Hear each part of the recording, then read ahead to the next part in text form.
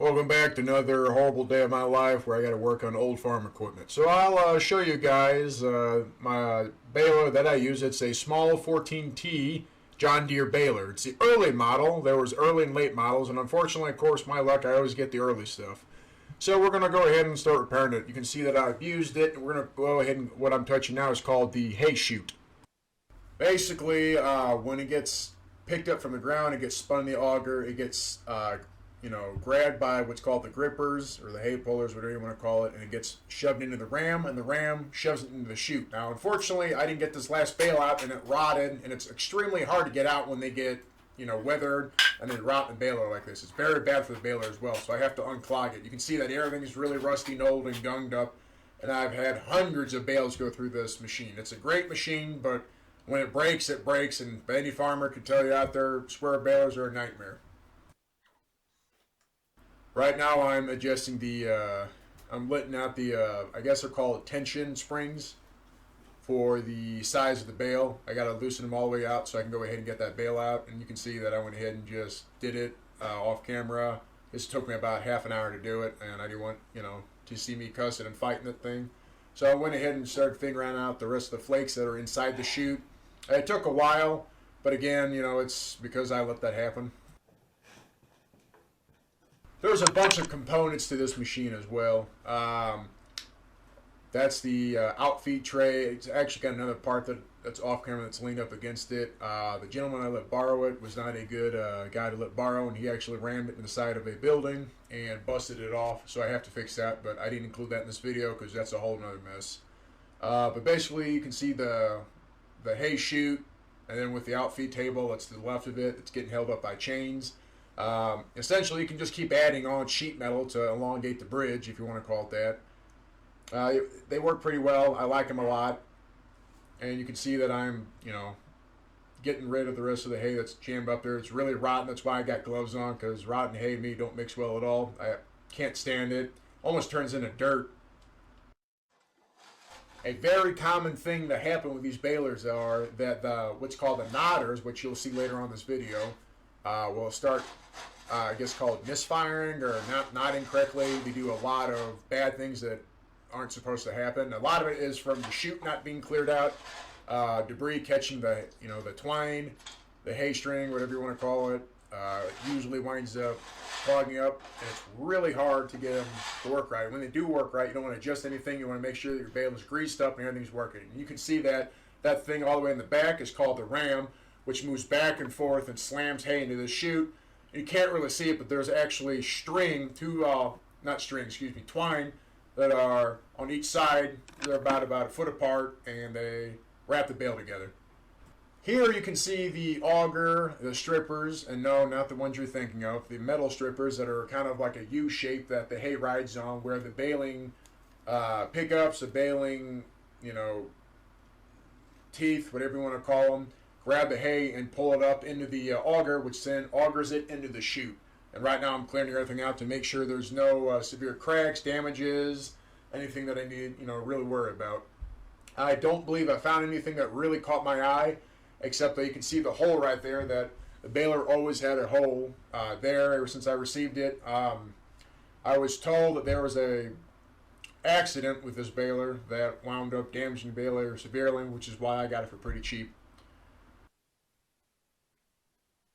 And again, if your baler ever gets clogged a lot, something's horribly wrong with it, feeding correctly. Usually it's something to do with the excess amount of short pieces of hay, dirt, debris that's at the bottom or the base of this chute. Or I don't really know what you even call it, but it's the bottom of the auger that usually causes it to bounce a lot and doesn't feed your hay right. So generally speaking, you want to have a clean machine every time you use it. So it's always good practice to clean it after you get done using it.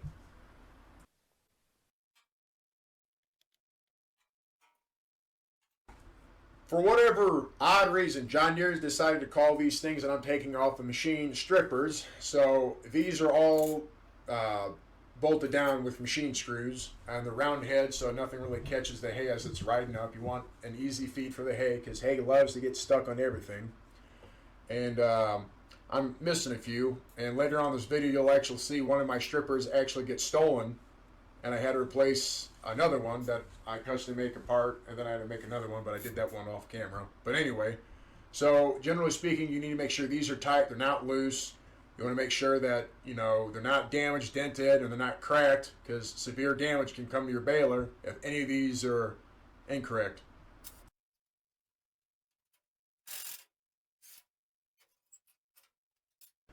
And again, it's kind of got like a combine. If any of you kids out there have seen a combine where it eats cotton and it's got those really big rollers on it and it's kind of scary looking, this baler essentially has that same function, but these strippers cover it up and only the baler teeth stick through. You can see those prongs sticking through, and that's what grabs the hay that's on the ground, loose hay, and shoves it into the baler.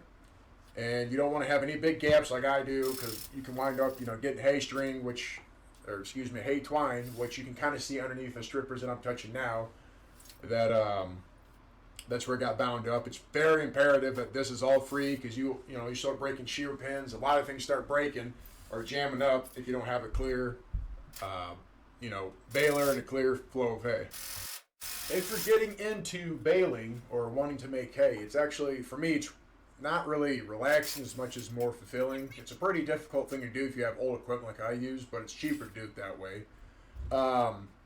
Hopefully this video will answer a lot of your guys' questions. I can't tell you how many balers I've ripped apart, rebuilt, and everything. But anyway, you can see a large assortment of teeth are highly damaged. They're missing prongs. They're just not there at all. The springs are damaged. I went ahead and took all these strippers off. I went ahead and painted them. Like I used everything on my machines that I rebuild or restore. I use Van Sickle. That paint's amazing. It's very durable. I stand by it all the way. I love it. You can get it at Orscheln's. A lot of stores, tractor supply stores, sell that style of paint. And you can kind of see the bar down below is not really straight. It's kind of bent, but you can see that it's kind of locked up. It moves, but not easily. You want it to move pretty easily. And right now, it's actually locked up on the chain, and I forgot to disconnect the chain. But once I did that and started spinning it, it still grinded, and it made horrible noise. And again, if your baler is making an extreme amount of grinding, popping, shrieking sounds, that's not normal at all. And you need to adjust something or need to look at what's been going on. Now what I'm pointing at too and grabbing is the hold down clip. These are basically washers that have been machined and pressed into a certain form to hold these clips, or not really even clips, but the spring in place. And you can use flat washers if you want and kind of bend down the head a bit with a hammer. I wouldn't suggest that, but I've done it in the past because some of these clips are almost impossible to find. But I went ahead and anytime I take old equipment apart, I always replace the hardware with new bolts, new washers, new springs, new everything. So I went ahead and took off every single one of these springs and every single one of these bolts, replaced everything, and went ahead and painted the combine system that you see right there. You can also see at the corner up there where my hands are at, I'm cutting out old baling twine, which was caught in the gear system, which causes excess amount of heat. Causes an excess amount of wear and tear, and it just all around not a good system. I can see that a lot of these bars are actually bent and whatnot, which that's not good, but it's not the end of the world for this machine. It's pretty easy to straighten them. You can usually just use a pry bar or something like that, and it usually straightens them out. But you see how hand-free now that it spins. That's what you want when it comes to the, I call it combine system or the pickup system. You want it to spin very easily. Now, the actual part I could still buy for this baler. I don't know if it'd be the correct fit, but the internet says it is. However, that's $139 that I don't want to waste because it's a no refund store. Or I could buy this here, $32 piece of sheet metal and go ahead and do a little bit of advanced math, not really, make the exact specs and make a bin and the whole 9 yards, and I'll show you how I usually do these. So I want it as straight as I can. I don't want any sharp metal edges or anything like that because I don't want to rub and grind on the teeth of the baler. So what I go ahead and do is I measure on each side. I believe these were 3 1/4 strippers. So I went ahead, measured from the base to the other base of the sheet metal, and then I went ahead and made a line across with just a chalk line, and then I cut it with a jigsaw with a metal blade on it.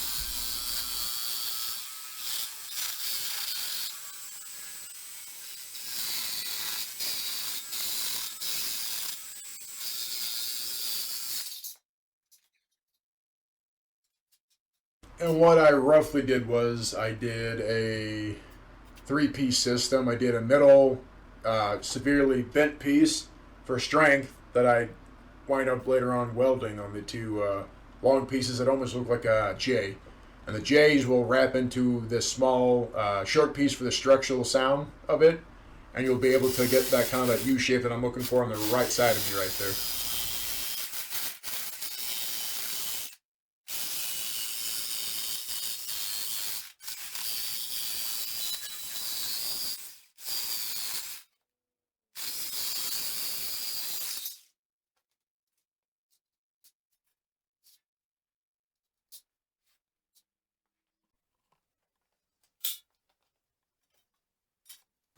Now I'm going to go ahead and hand press these. So basically what I do is I start pressing them and then I start rolling a piece of sheet metal to the, I guess, bend that I want it to. And you can kind of see that I'm bending at different areas to get the bend that I need. I was, I think, 3 inches shy between the two pieces, which is great because then I was able to add that really stiff stern piece that I'll make later on in this part of the video. And they're about the same. You know, you want them to be bent just about the same degree and the same radius and everything.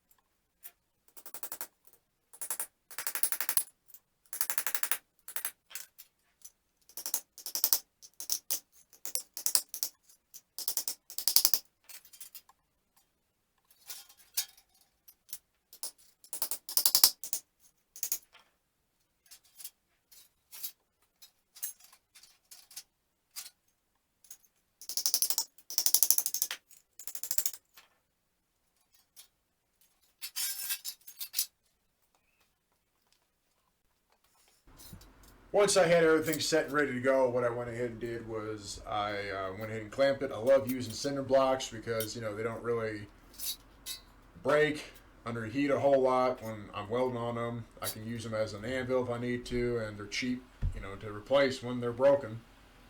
And you can see that I went ahead and started setting up to weld the homemade stripper back together.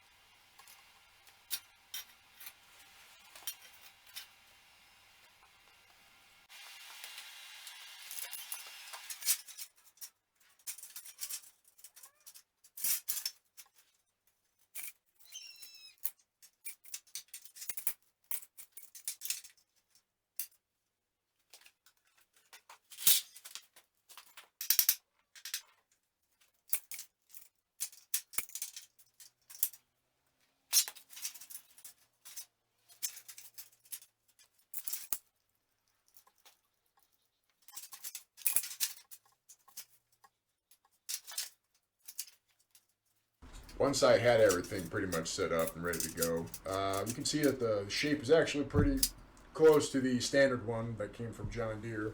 I went ahead and made sure I tapped in place. Everything was, in the right area. Both the ends were flush, so could make the accurate drill holes for the bolts to go through.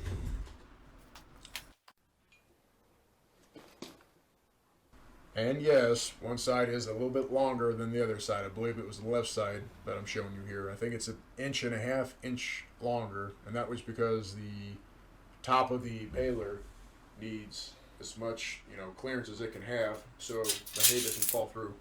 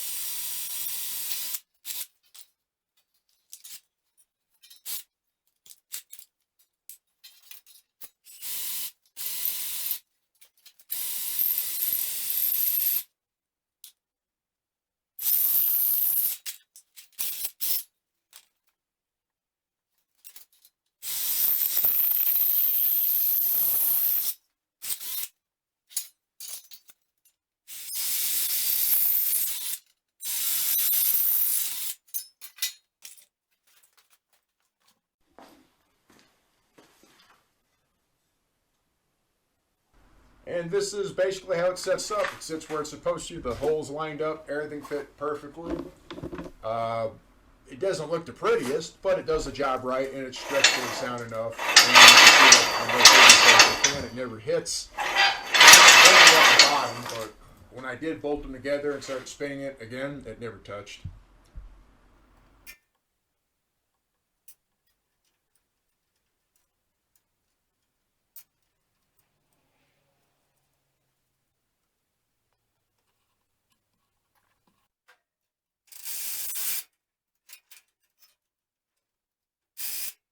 And then again, I went ahead and put all new bolts, nuts, Baler, teeth on it, and I went ahead and just rebuilt the whole entire combine system.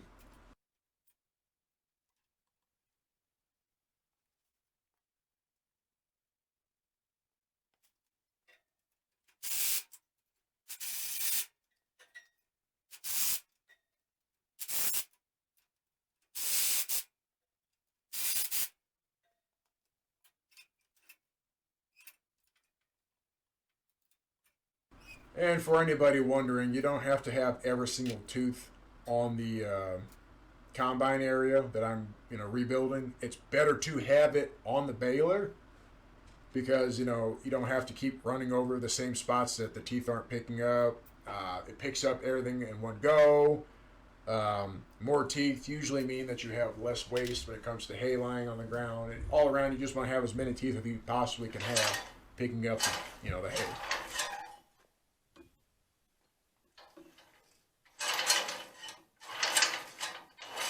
If your baler does not do this, when you can free-handedly spin that without a whole lot of hang-ups, if it can't do that and it keeps getting stuck, that's wrong, and you need to figure out what's going on with your baler, otherwise it breaks teeth.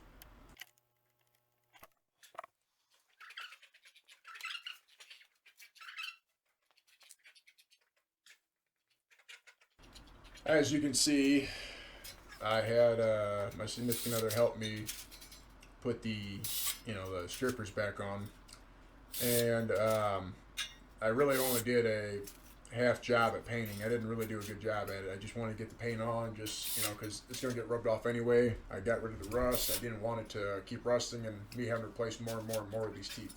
So, you know, I went ahead and put new machine screws. It was 1/4x20 if I'm not mistaken for the stripper heads. And, you know, they're all flush. Got to make sure that they line up pretty good. Everything pretty much at this part at this point needs to start lining up and needs to line up pretty close. Underneath these strippers has a lock washer and a bolt. And I don't remember the size of the bolt, but you know, that's what holds them underneath. When they're straight and they're stiff, they don't move a whole lot. You can kind of bang them to move a little bit, but not a lot. When they're severely loose, which is the ones on the right side, they kind of jangle like, you know, wind chimes. I've seen a lot of balers like this. That is highly, highly, highly incorrect. If it is like that, you need to fix that.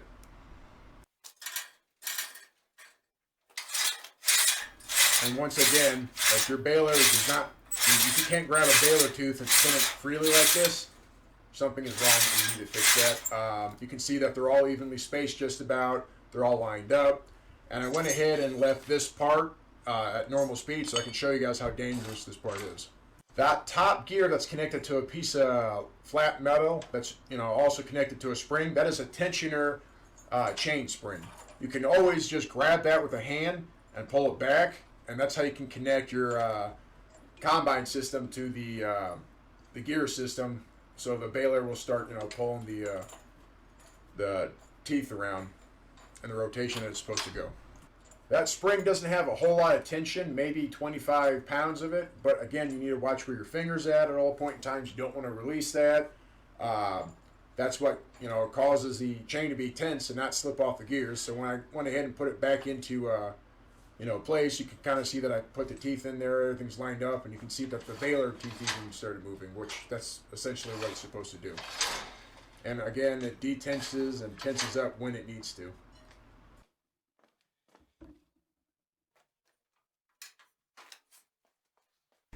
What you're looking at in the middle that is moving is called the ram. That is a ram arm, and that big square boxing in the front is, or excuse me, the back, is what slams the hay in.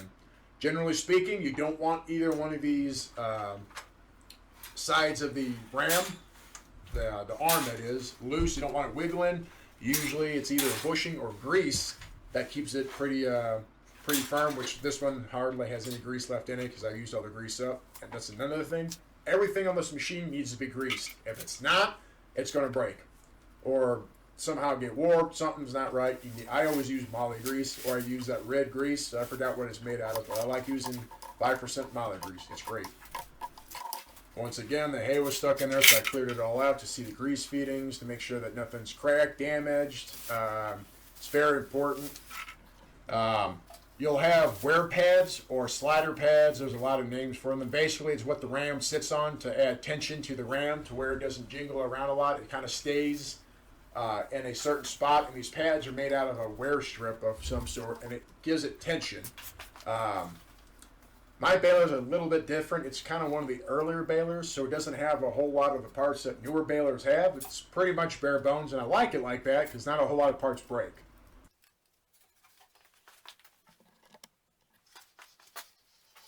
And you can see there that I'm, you know, wiggling the arm to check to see it, and you can see that it's extremely loose, but I was checking to see how loose it was.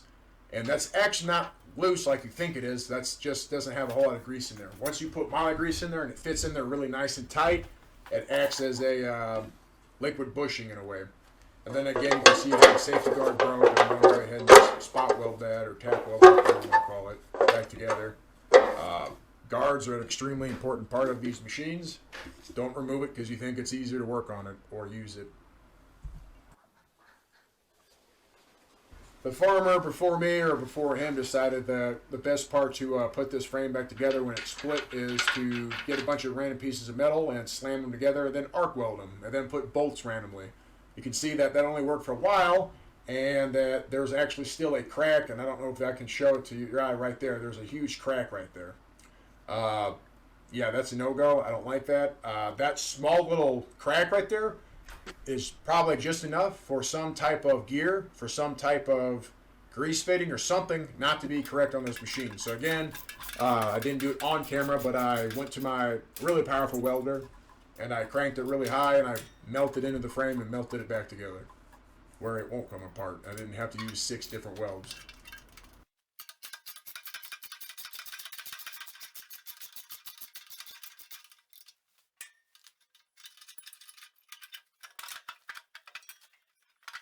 Now, what I just uncovered is the timing chain. It goes to the knotters, it goes to the grippers, it goes to the auger, it goes to the ram, the whole 9 yards. So if you accidentally get this out of time, it's horrible to get a baler back into time because the plunger has to be all the way back and the gripper has to be extended all the way into the chute. It's a whole, if you untime it, I can show a video on how to retime them, but don't ever do that because it sucks. It's not fun and it makes you just want to scream. That's very important, especially in this part, to go ahead and, you know, make sure that everything's greased up so you don't ever have something horrible like that happen. And you can see that I kind of did a horrible job by just welding it back together. As long as it's one solid piece and it holds it down and it doesn't rattle, it's all I care about. Your baler generally shouldn't be rattling a whole lot. If it is, something's loose and it's not supposed to be. It should be loud, but a machine loud, not like a bunch of sheet metal or a bunch of things grinding. And you can see that I'm using moly grease and everything. One of the things about moly grease on absolute flywheel, which is that big metal wheel on the right, is on the right side of my machine, not in the front. It's kind of an odd, that's an earlier design, but I kind of enjoy more because it's easier to turn it. But anyway, I like using moly grease because the 5% has a better impact resistant. It has a better, you know, operating temperature under heavy loads and in vacuum environments, as well as it has it's got it's not really graphite, it's a better lubricant than graphite. It's a solid lubricant and it does really well compared to lithium. All around it's just a better grease and I like it a lot. You can see that I'm even rubbing it on the wear pads or the slider pads or whatever you want to call it. So as it's coming back and forth, it's not really the wear pad or metal against metal or wear pad against wear pad. You got that small amount of grease, moly grease in between, which does excellent and it stops squeaks and everything. You can see that I've even put it up here on this wear pad. And I guess it's maybe not necessary. I've always been told by older farmers that they've done it just so it, you know, helps the movement of the machine so it doesn't lock up. And in case something does go wonky, you have a little bit of grease to cushion the blow and or help it slide past whatever gets stuck in there.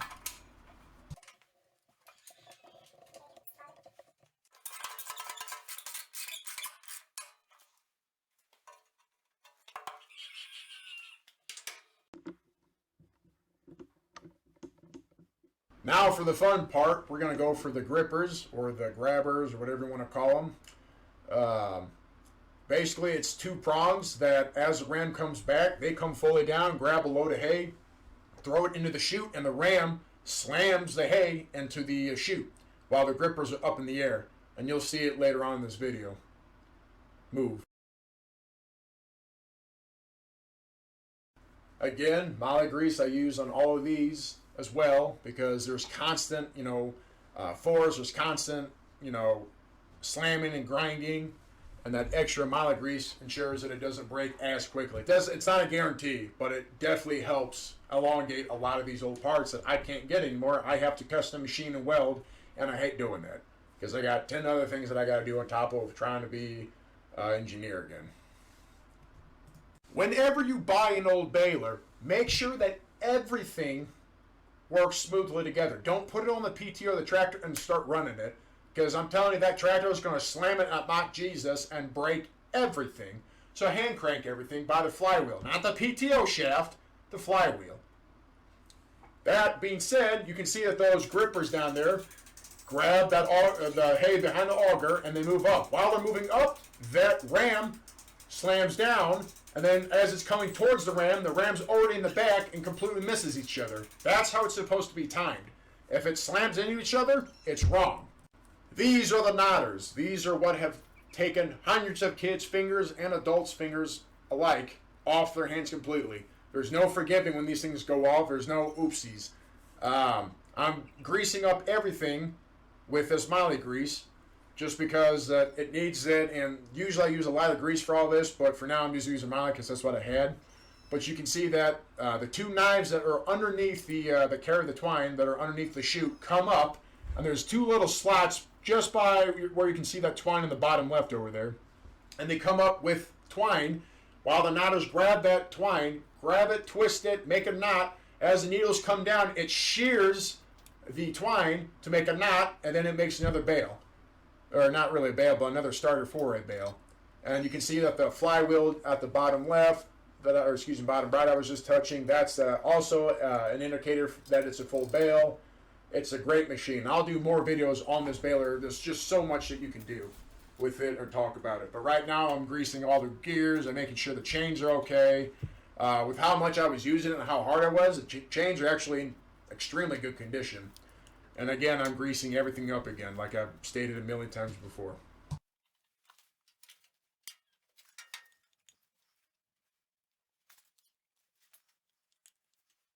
Another thing I like about moly grease is you can get a nice tight fit. It actually pushes a little bit harder than all the other light greases do. Excuse me. And I absolutely love that feature because you'll see it right here that I push pretty hard and then it just shoots out really hard right there.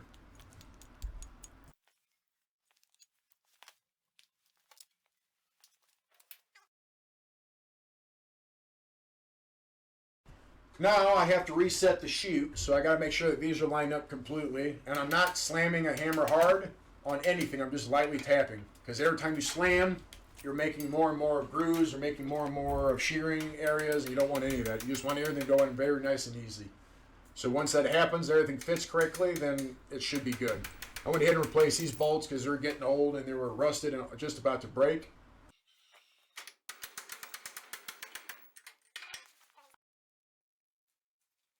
It took me forever for it to actually get in there, but once it, went in, it was easy to tighten it down. So then I went ahead and set the tensioners or the size of the bales. I basically just kind of painted them yellow a little bit to show me where it was at. You can see that there's actually little small ramps on the end of this chute or towards the knotters.